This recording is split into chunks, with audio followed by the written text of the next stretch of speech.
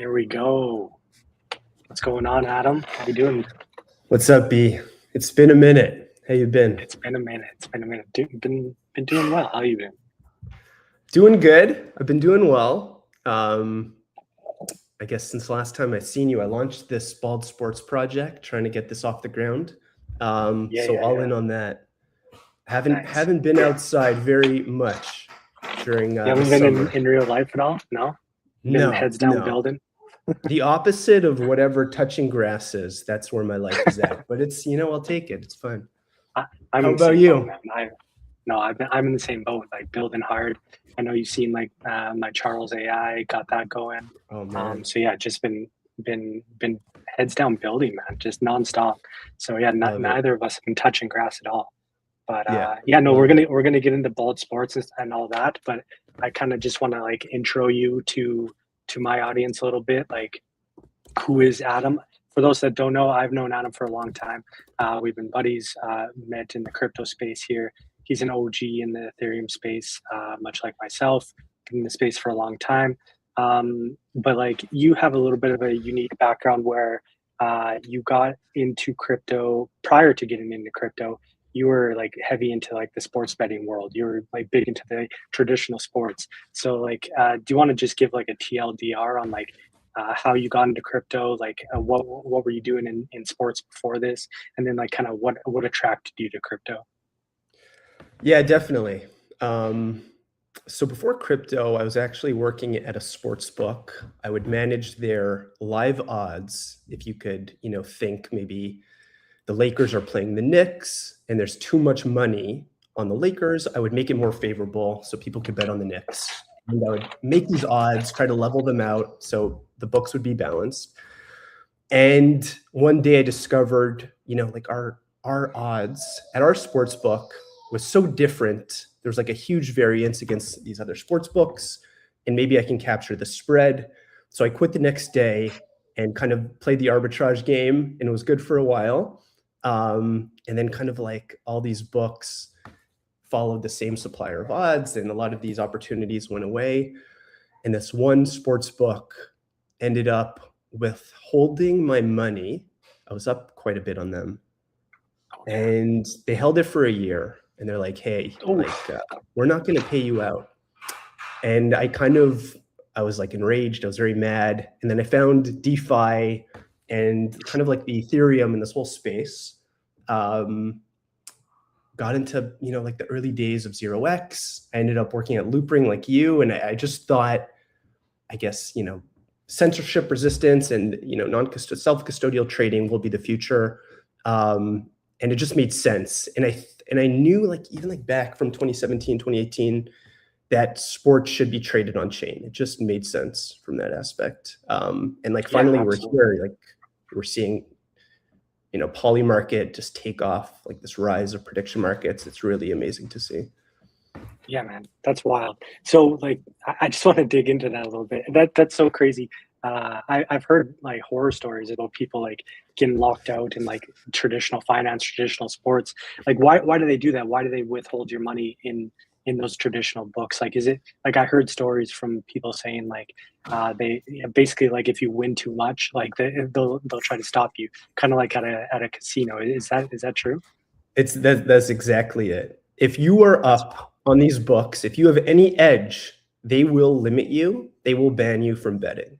So they're really only like in the business to make money, and they don't want to lose ever. And it's wild. I think it's like 97% of sports bettors across the board lose money. I think that's the stat. It's just, it's insane. Yeah. I mean, similar, I guess, to like traders in general, traders in like crypto or traditional finance. Like, I think it's like 80-90% lose money. So yeah, it's hard to get an edge. But like when the sports book's like working actively against you, if you do find an edge, that's pretty wild. So of course. I mean, and then you hear all the horror stories of like, oh, this book took my money, I couldn't withdraw it. So on top of all of that, of limiting you, like no censorship resistance, you can't leave with your money at any time. Just the custodial nature of it with these, maybe some shady operators. It's a crazy world out there. But yeah, Cool. go So ahead. that makes sense. No, no, no, that makes sense. Like why you got into crypto space, then like this whole idea of like non-custodial decentralization, kind of taking out the middleman, which is like some of the main reasons I got into crypto also was for like yeah the kind of cyberpunk like ethos and like privacy and all of that sort of stuff. So yeah, like cool story. So like how let's get into a little bit like bald sports now and what you're building here because I think this is like a nice kind of full circle here because you've been in the crypto space for quite a few years now and now you're kind of going back to your sports folks roots here. So like what gave you the idea for bald sports and what are you building here? Yeah, definitely. I think even like just speaking like today's landscape of a sports bettor, there's so much like whether you're on a sports book or even on like these prediction markets, like even poly market, there's so like you are getting extracted, especially if you're a casual. It's, you know, you're playing against the most sophisticated traders. These quants will win against you. You just don't have a shot. Yeah. And the one I never loved the daily grind of betting every day. It's like you're not going to win unless you're, you know, if you're capturing some edge.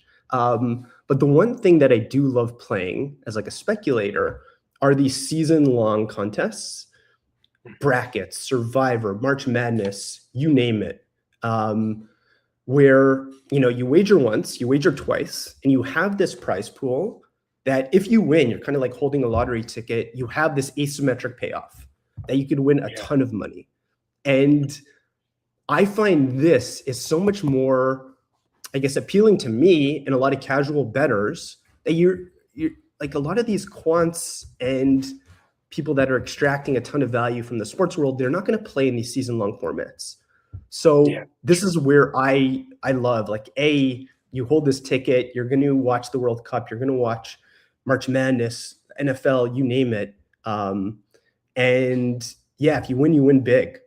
And what makes Bald Sports different is instead of this prize pool sitting idle in cash throughout, you know, the course of an NFL season, which is 18 weeks, or maybe the World Cup, like knockout round, we are putting it to work. And we're putting it in DeFi. We're not only lending it on Aave to capture some yields, maybe we're going to lever it. Maybe we're going to swap it. Maybe we're going to collateralize it and do some, you know, quote unquote, degenerate, you know, DeFi behavior to make this price pool move and hopefully go up. And I think this is something that me as an on-chain trader and sports lover, no one has like captured this. And to me, like, I would love to play a game like this. Yeah. So that's amazing. Really what we're building. You got to build. I mean, I think that's a great idea just to start with, like something that you would truly love. Like, I think those are how the best projects are made. Like when you build something for yourself. No, I completely agree. Like I'm not huge into like sports betting.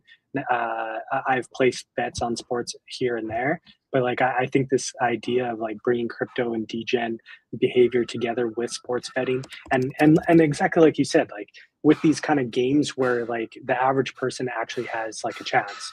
Like you're not betting against quants here. You're actually just like you're playing with like real people. I think it's a really cool idea. That's it. Just go ahead. No, go ahead. I just want to kind of get into the details of like, just for the average person that like maybe they're familiar with like Bet365 or like maybe Polymarket or something like that. Like, what's the difference? Like, what are these like games that you can play, like Survivor, Bracket? What's the difference there? The difference is whether you're betting, you know, a single game on a sports book or maybe a parlay on a sports book or a prediction market. It's just one event. You're betting for that one game, which is fine. But again, like you're paying juice. You're probably, you know, you could win one or two bets and that's fine. You're not going to win over a season long, I guess, like over the course of a season. What's different here, it's a season long format. So in like for a World Cup knockout bracket, let's just get into it. So right now it's like group stage World Cup. We're all trying to qualify to this knockout round where there's going to be 32 teams. And in bracket, what you're doing is you kind of have like the 32 round bracket.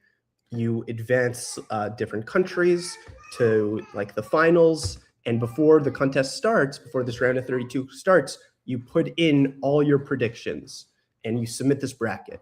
And whoever kind of gets the most points at the end of this contest wins this prize pool.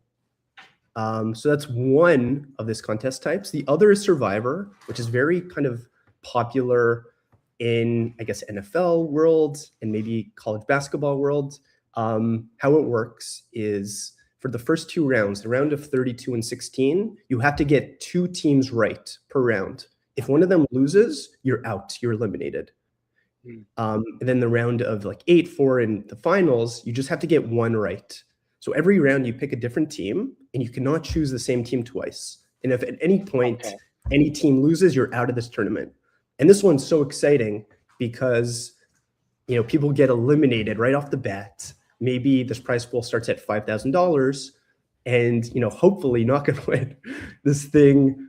Let's say we put it into Venice or Arrow or Wrap Staked ETH, you name it, because that's like people vote on this prize pool, and wherever kind of the votes go, it will move that way in around.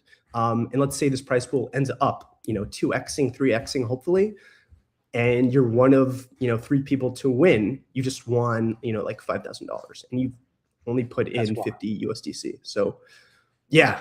It's a fun game. EV Plus, exactly. I mean, only 4 people have signed up for Survivor. Only 10 people have signed up for Bracket. We are guaranteeing $5,000 starting prize pool. So talk about EV Plus.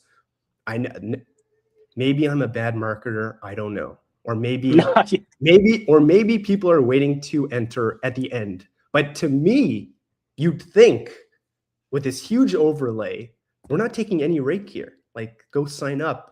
You have a chance to win a ton of money. Yeah, that's wild that you're guaranteeing those prize pools and everything like that. So yeah, like this is a great opportunity. I'm gonna be. I just feel like I want any exposure to Argentina that I can get here. So I'm gonna be getting in there.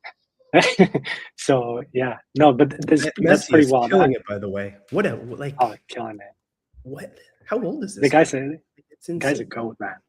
Yeah, everyone thought that he was retiring, and then he comes back and he's just like 3 goals in the first game. Wild. Anyways, it's crazy. I'm a big fan. But like, anyways, like it's pretty wild what you're doing. So like, not only can you like enter for 25 USDC, and then like potentially win $5,000 or more if the prize pool goes up, but like you also get to vote on where the prize pool goes, right? So every single entry, is that how it works? Every single entry gets a vote on like what you invest the prize pool into.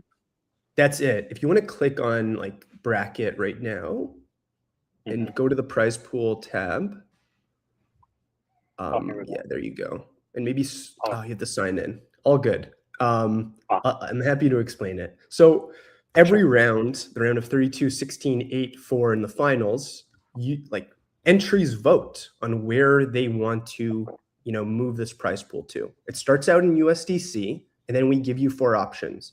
Do you want to move this into Venice? Do you want to move this into Arrow? Do you want to move this into Clanker? Do you want to move this into CBBTC or whatever base asset there is? And based on where users vote, I guess the majority vote, that's where we move the entirety of this prize pool. So if it starts out at $5,000 USDC, we then move it to Venice. The next round, we move it to Arrow. And it's going to be volatile. So it's a very kind of volatile prize pool. And just going back to why I think this is like a game, like this money game is so different than a prediction market or a sports book.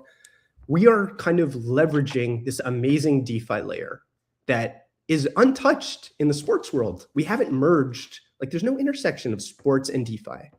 And finally, I don't know, we could, lend it, collateralize it, lever it up. In this case, we're swapping, but there's so much to do to make idle capital that is usually wasted and rotting away and putting it to work. I just think, listen, I'm very biased. I just think this is a no-brainer. You're playing these contests anyway, very popular contest, may as well as, Yeah, exactly. let it ride, Let it ride. I completely agree. And like I seen you guys like partnered with Aerodrome also. So like what other kind of incentives you got going on? Like you have any sort of like promos going on to help incentivize people getting in here? When's the deadline, by the way, to get in? Deadline is on the 28th. Oh, So I okay. think you have like 3 more days or so to enter. In the next Nice. 24 hours, we are doing a nice little promo. If you enter now in either bracket or survivor, we're giving away, I think it's 5 free brackets and 5 free survivors to only people that are like, it's only eligible to users that sign up in the next 24 hours. Don't quote Nice. me on 5. It may be 10.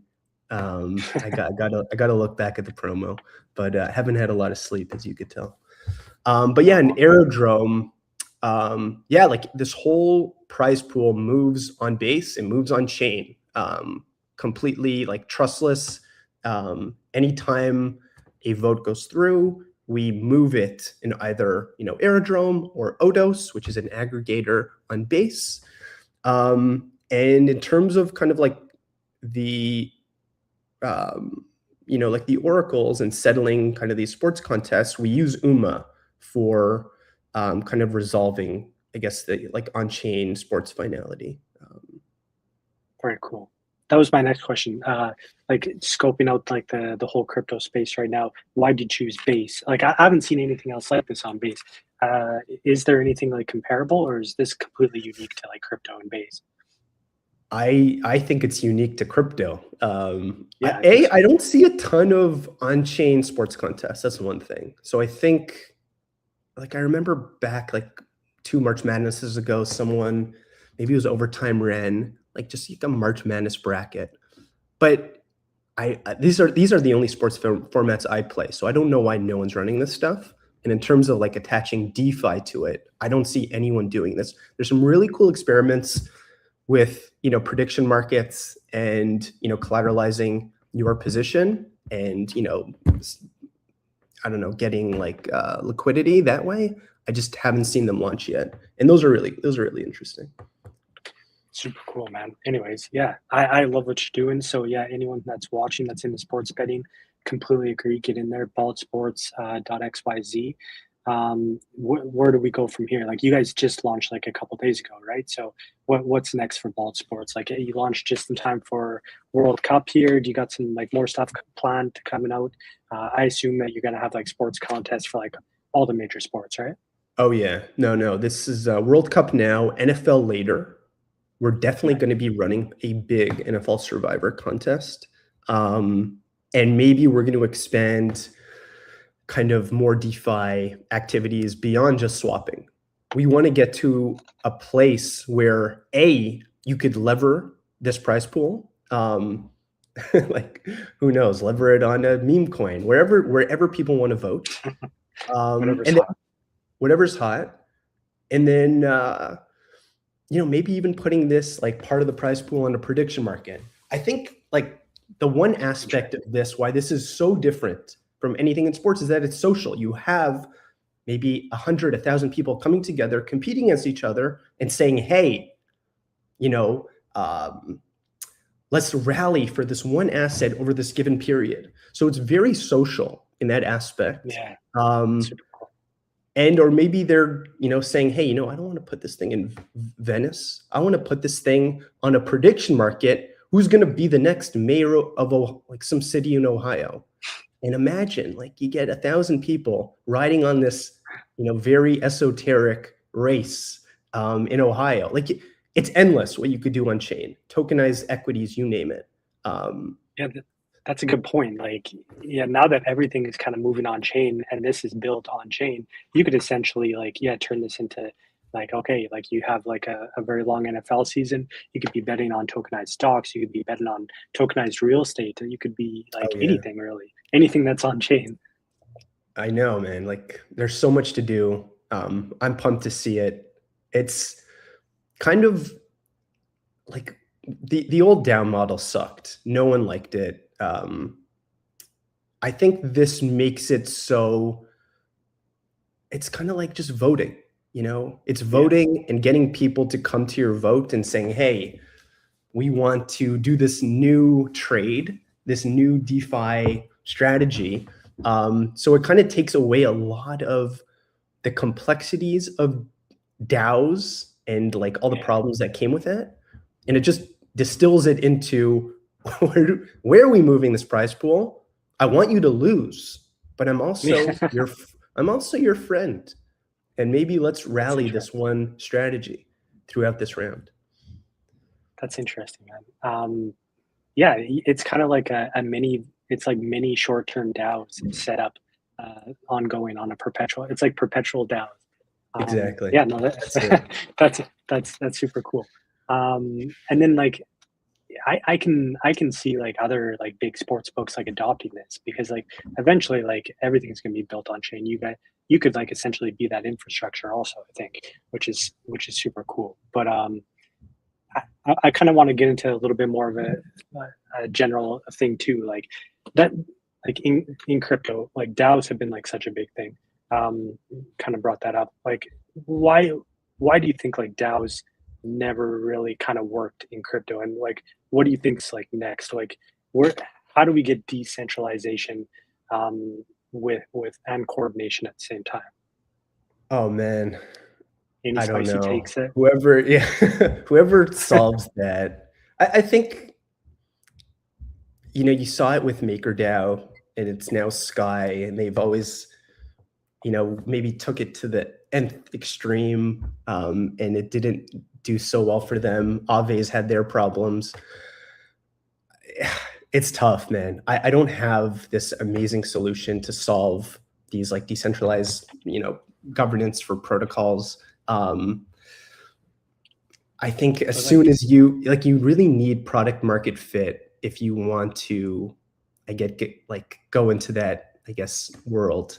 I think a huge problem was a lot of projects tried to decentralize way too early, and maybe give it to the community. And it's like you need someone to steer the ship. You need someone to be that leader out there to say, no, this is a stupid idea. Here's what we're doing. I don't know. Like I think everyone agrees that it just didn't work out. But what do you think? Like what failed and what could work? I mean, I'm completely on the same page. Like I think that like in the beginning, like the first thing you need to do, like as any new project, is you need to be able to like experiment, fail, pivot, learn from your audience, learn from your customers, and you need to be able to move fast. And DAOs are just like, the way that they're structured are just very, very slow. So yeah, I completely agree that like there needs to be a little bit of like, I don't know, like centralization at the very beginning of a product, and then you need to find that product market fit, and then you decentralize over time.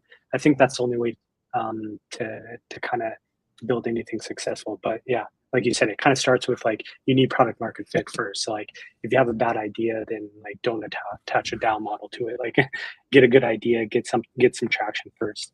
But for sure, yeah. Anyways, yeah, no. I wanted to also kind of get into a little bit, like, have you played around with, or sorry, before we get into that, like one big thing that I think is happening, like on the sports subject, is that like with this new AI, everything's taking over. There's so much like fake AI generated content, all that sort of stuff that like and everything's moving so fast because of AI.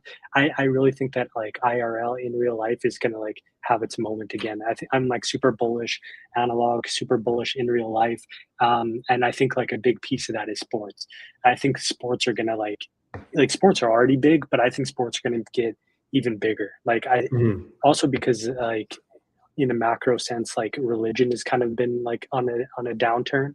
I think like that tribalism and religion kind of aspect is like super important. I think it's like human nature for people to attach themselves to an idea and a purpose. And I think like sports is just like such a big piece of that. Like people like I have like family members who are just like so hardcore about sports and teams. Like it's like their identity. So like I only think that it's almost the new religion, right? You're seeing it now in Argentina. It's people, Exactly.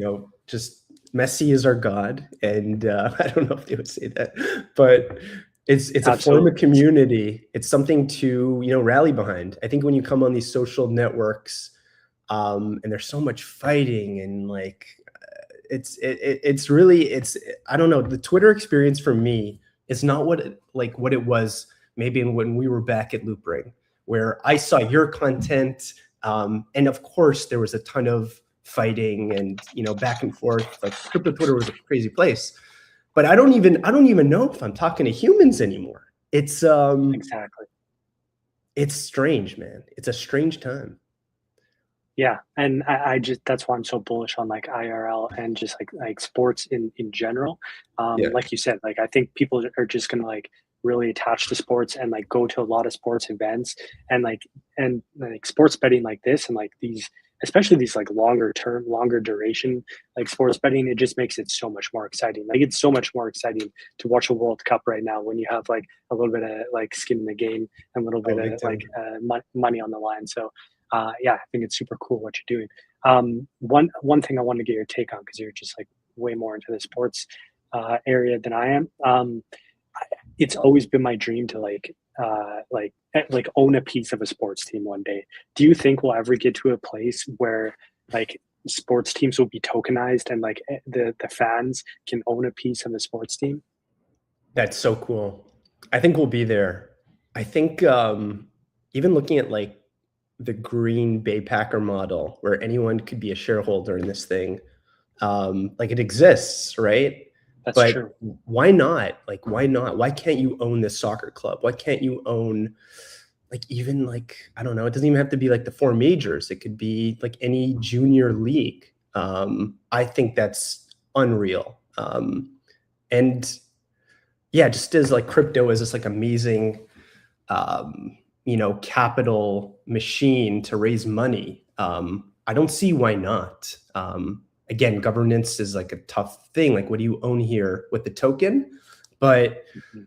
to get even like just a share on, revenue, would be something like really cool to attach that to a sports team. And then, Yeah. maybe they have some say in the direction of this.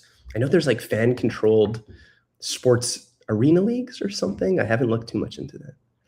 Oh, really? Yeah, I would Yeah. just, I would love for that. I mean, I think eventually everything is going to get tokenized. Like everything that can be tokenized will be tokenized and brought on chain one day. And like you said, like I got into crypto like late 2016, uh, like early 2017. I went like all in because I just loved it so much. And there was this concept like ICOs, initial coin offerings, were like a big thing back then, and then regulators kind of stomped all over it ever since. But like I think that eventually that gets brought back in a more regulatory friendly way. It makes sense that like stocks are going to be like tokenized on chain one day. I would love to see like sports teams tokenized on chain, like real estate, everything basically will get tokenized on chain. I mean, the I stocks are think here, man. Like the tokenized it's equities are happening. here. It's happening. Yeah, Or even look at Hyperliquid. I got to give it to them. Like these guys are crushing. To yeah, trade any of these equities, with leverage, it is so fascinating. I think we're hmm even at a place right now where I don't know, like a majority of traded volume on weekends for these equities are on Hyperliquid. Don't quote me on it's that, wild. but it's Yeah, just yeah, great. Like Wall Street people are trading it, like they're trading on chain. The S&P, Google, Nvidia, you name it. Um, it's well, we've I come think so far, and I think the crazy thing is, we're all in this world of crypto Twitter where it all looks like shit, but like you need to take a step back. Look how much yeah, stablecoin adoption we have. Look how much DeFi has exactly. grown. Look at this infrastructure. It's only going to get better. I understand everyone's in the dumps these days, but I don't Yeah, know. I think it's just in the moment. I think crypto is going to come out of this like far ahead. Uh, yeah. I mean that's exactly like where I want to kind of go with this is that like there's so much adoption happening. We need more winners like Hyperliquid. We need and Venice like right now is like setting a good standard, like bringing these like real like consumer products to crypto with a tokenized like mechanism behind them. I think it's like so important. But like TradFi is coming into crypto. Like the stable coins are at like over 300 billion in market cap now. Wild. And I think there's like tens of billions of dollars of tokenized like real world assets on chain now, and that's only like gonna grow. And like like we haven't seen it in the charts. It hasn't really kind of like shown in the charts, and I think that's why sentiment's so bad, because we haven't really had like a real bull market. Like in 2025 was supposed to be like a 4-year cycle bull market, and it just like never really panned out. Bitcoin was kind of like the only thing that really like made any sort of like productive all-time highs, and I think that's why sentiment is so bad in the crypto space. But like there's so much like adoption happening behind the scenes right now that like I don't know, I hope people can just like zoom out, like you said, and like take a big picture view, because crypto's going to win, and it's going to be like a big part of like AI especially. So I don't know if you have any additional takes there. Yeah, AI, like I don't have any good takes there. Like, of course, agents are all gonna, get in this, stable coin on-chain finance thing. I see it there, but I get like prediction markets are taken over. Perps are the real thing. Like Hyperliquid is crushing right now, and stablecoins. Beyond that, I don't know. I mean, those are the 3 big things right now. I honestly think there's so much more to do with DeFi. I mean, it starts with Bald Sports, but even beyond that, like you have so much idle capital. At worst, like throw these in vaults, throw these in, Aave, lend some USD. Like there's so much to do there. There's so much to do in the sports and DeFi world that no one has built like an exciting consumer application. I think this is going to be the next big category. I don't understand why it's not already. But yeah, man. I agree. Like I'm super bullish sports IRL, like I said. So like if you as far as I can see, you're the only one that is like building like these like actual sports like contests where people, like the average person, actually has a shot at like winning a good prize pool. And like everyone came into crypto to get like asymmetric bets. Like this is a good place to do it. So yeah, congrats to everything you're building there, man. But yeah, like just kind of as like a last kind of general topic, like how deep into the AI space are you? Like have you played around with like Claude and OpenAI or OpenClaw or anything like that? Have you how deep are you? I haven't played around with like ClaudeBot or anything like that. But yeah, like Claude and Codex. I think these are I use it every day. Yeah, like I think at this point, if you took these 2 models or these 2 AIs away from me, I don't know. Like I don't even know how I would function some of the time. Writing, I don't love it, but even just like building this thing Bald Sports and like as a product person, it is so helpful. It is so helpful on the product side to like, we want to change this one feature, this one requirement, or this one protocol spec. And then to like change every different spec across your entire, product spec with like one prompt. We're in such a crazy time, and I have no idea where this goes, honestly. But it's wild. I mean, I have some theories. I'd love to get your like feedback or takes on this, but like it's super obvious now that like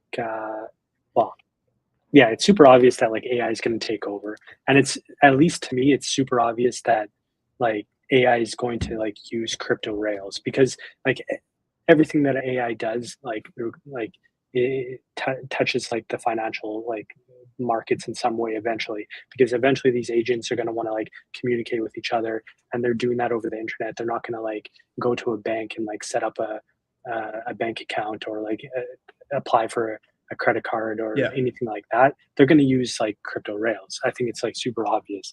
And for me, the kind of UI UX of the future is that like you're basically just like chatting with your AI bot, and it executes everything for you. Like you're just like, hey, I'm running low on this stuff. It's Yeah, like yeah, yeah. no problem. I'll get you. I'll get your fridge filled up, or like I'll do this, I'll do that. Like Yeah, yeah. Like in one transaction, like remove my Aave lending position, go get some toilet paper. We're running low. But you won't even have to do that because it'll know the toilet paper's running low. Like yeah, exactly. I think everything will be so seamless, automated. But yeah, like am I scared for that world a little bit? Like I maybe, like I still want control. I still want control over my life. I don't know how much I would hand the keys over to some AI. Maybe in the finance world, sure. But I don't know, like just, giving these AIs and these models, I don't know, like with regards to like privacy and everything else, it kind of scares me just a touch. From that perspective, it definitely scares me. Like this is why I think we definitely need like decentralized like private AIs. This is why I love like what Venice is building and like Yeah. other projects like that. Like we definitely need that because we need privacy over like because we're gonna be talking to these things about everything. And then imagine when like humanoid robots come, like they're gonna start to be like delivered this year or next year. Like we're gonna start to see humanoid robots like walking around, and they're gonna have these AI like agent brains, and like it's going to be, yeah, privacy is going to be more and more important. So I think that's like a big narrative that's coming. But then like this also again leads me back to like IRL and in real life, and like because like I think we like AI, we are going to move to a place of like abundance. I think there's going to be like a lot of like there's going to be a lot of turmoil before we get there, like a little bit of like a transitory period. But I think eventually at the other end of this, like we get to a place of abundance where like basically like you barely need to work anymore. Everything, like all your daily costs and everything are like very, very low because it's going to be very deflationary. Like you're going to have like you can buy a piece of land and you're going to have a robot that'll be able to build you like a custom house for like nothing because like Oh man. like labor's going to be near zero. So like I think like everything's going to be super cheap. At least like cost of living is going to be very, very low. And then like that leads me back to like, so what did like where do humans like get their purpose in their daily lives from anymore? I think that like what's going to fill that gap is like, yeah, like in real life events, family, Yeah, sports, for like sure. that's about it. Like that's it. Like Definitely. there's going to be Yeah. not much else. That's a wild world to like think about. And I don't know, like every sci-fi book, like, I feel like there's so many parallels there, like they're coming true. Yeah, a bit depressing, but also amazing. I mean, like, what a world we're gonna live in. Like, I feel like this is gonna be in our lifetime too. Oh yeah. And I couldn't agree with you more. I think offline events, I even like, I don't know about you, but I hosted like a digital privacy meetup back in the day in Montreal, and just, Oh nice. organizing that weekly and going to these offline events was so cool. I don't do this anymore. I feel like no one is, I don't know, like local in the community, running cool events, or at least maybe I'm not a part of it, but that's No, something that I'd love to participate in. completely agree. Like I think people are like, especially with AI right now, and you have just like basically these superhuman tools in front of you. Like so many people are just like locked in right now. Like people are just like building, building, building, like doing Yeah. whatever you can, especially in our space. But like I think it's like a general thing. Like this this is why I don't think it's there right now. But I think like people are gonna like dive more into the in real life, and I think like these like meetups and stuff are going to be a real thing. I think there's a big opportunity there. And I just see like I said, like sports and stuff like that just exploding over the next 5 to 10 years. I think it's going to be a big thing. So yeah, I think you're in the right space. I see it, man. I see it, man. Thank you. Any news on Superseed? You guys just launched something, I saw? Oh yeah, so like yeah, for those that don't know, like I'm part of the core team at Superseed. Adam used to be there also actually before he launched Bald Sports. Yeah, we just launched the first stage of our money market. So it's basically just like a strategies marketplace right now, where like for DeFi. So yeah, if you want to like some of these sports contests, you want to put some of that money to work, got like a good yield for you to do it. It's like yeah, the next evolution, the next phase is going to be like a money market where like to compete like with Aave and stuff like that, where yeah, we can kind of Very like cool, make man. everything customizable. So yeah, it's pretty cool. Very And then dope. I don't know how What deep you've about gotten into. Charles? I'd love to Yeah, hear an update on Charles. Charles is crushing it. The guy's just like a nonstop machine. Um, so he's built out this like smart intelligent platform. It's like it's similar to like Nansen, but it's specific to base. He's also building like a polymarket version of it that's not quite there yet, but like the base version is like super cool. Like basically it tracks like over 1,000 of the smartest wallets on base. You can get like like a super cool interface on exactly what they're doing all the time. And then if you're too lazy and you don't want to like do all the research yourself, you can just invest into these like smart money indexes that he made. So like basically like you have like a privacy index, you have like a robots index, you have like an AI index. So it's like, okay, what is smart money wallets, like which like robots tokens are they buying? You can just like put it all into this one index and it'll just auto rebalances based on what smart money is doing. So it's pretty cool. And I just like I'm just like I don't know, like like an advisor to him. Like he basically just like builds stuff. I've got like all I check in with him like every single day. Like, what are you building? And like, How you and then been? we How'd kind you sleep? of yeah, how you been? Like, what? And then we iterate on that stuff, and it's like, oh, I think this is a good idea. Like based on my experience, I think this is cool. And he's like, yep. And then like he starts like getting back to work. Yeah, like Dude, this it's is crazy, man. What a thing you it's built. yeah, It's it's really fun, man. wild to think about like these agents, man. Like he's already building such cool projects. Yeah, it's Kudos to you, wild. man. And You're so early in this thing, or Charles is, but yeah, well, I appreciate it. Yeah, like it started out as like a little bit of an experiment, but like it's pretty wild what the capabilities are, and like there's like a bigger picture we're exploring now. I actually I kind of want to get into it a little bit if you have a little bit more time. yeah, I'd yeah, love yeah, to for sure. discuss this with you. So like where I think this is all going, and like I'm gonna like put a little like Charles Alpha out there right now, is like I think that like network states are gonna be like the next big thing. Like I think that like centralized governments are like getting completely spun out of control. Like they're like it doesn't matter you vote for the left, you vote for the right. Like the government just keeps getting bigger and it keeps accumulating more power, and this is going to get more and more dangerous in the future. Um, I think the network states are going to be the next big thing where like they start to. It's going to be very hard for them to compete with like nation states exactly, but I do think that like people are going to want, like we kind of talked about, like they want an identity, they want like some sort of network that they're aligned with. And I think like there's going to be like thousands, if not tens of thousands, of these network states that pop up. And like Charles and I are kind of working towards building one of the first versions of these network states, where like basically humans and agents come together and can be part of this like network state and like this kind of soul identity. And so basically the thesis is like I think during this transition phase into AI, um, I think that it's going to be pretty rocky, and a lot of people are probably going to like lose their jobs. And I think that governments and stuff like that are going to have to like pay out like some sort of like UBI, like universal basic income. And I want to like develop like a new model where it stays in the private hands instead of like these centralized governments, where these network states you can kind of like have these agents and humans come together, and these agents can be Sorry. productive. They produce revenue. Like Charles is starting to produce a little bit of revenue, just getting going. But I think there's like going to be a lot of these agents that come together. They can all join this network state, and they can produce revenue, and they can kind of like set up this kind of like sovereign network fund, basically that like governs this network state.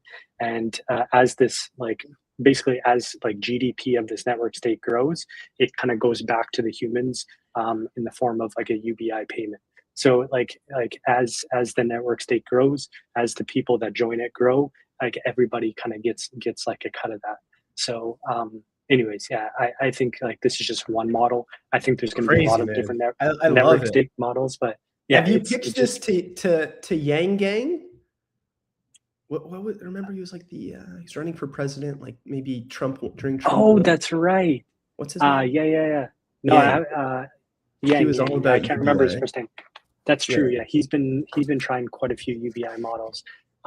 Yeah, he would be the right person to pitch on this. We're still in kind of like the infrastructure phase right now. But anyways, I love it, man. I love the vision. Yeah. Like remind me, network state. This is like Balaji kind of set up like the first, I guess, seeds of this, and you like built on like this model. Yeah. Exactly. Like he kind of set up the idea for it is like that like people are going to have these digital identities and they're going to want like their own kind of digital like passports. Essentially, like you can, I do think that there's a future where people are part of these, like you actually get a passport to a network state and you are like part of that state. And it's like a group of like-minded people, humans and potentially agents, like-minded humans and agents, like within like one identity. And like that becomes your new like kind of sovereign identity, part of your sovereign identity.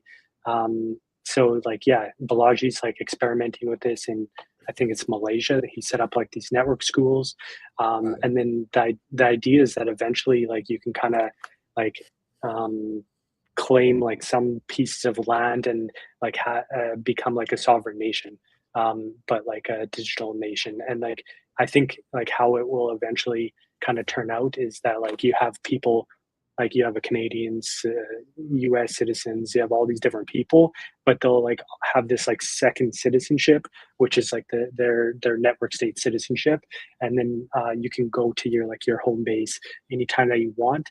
And then I think like some people will like maybe set up their residency in that home base, and like maybe they spend like 180 days a year there, and that becomes their tax residency. And but they still like maybe live like half their lives or more in another nation. I don't know. It's well, let me know how you need me to contribute to this new nation.